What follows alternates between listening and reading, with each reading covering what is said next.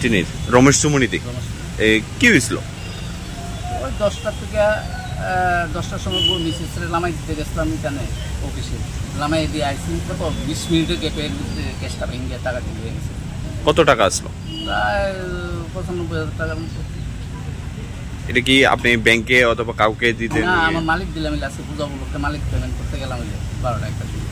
আচ্ছা, আনুমানিক কয়টা সময় এই ঘটনা?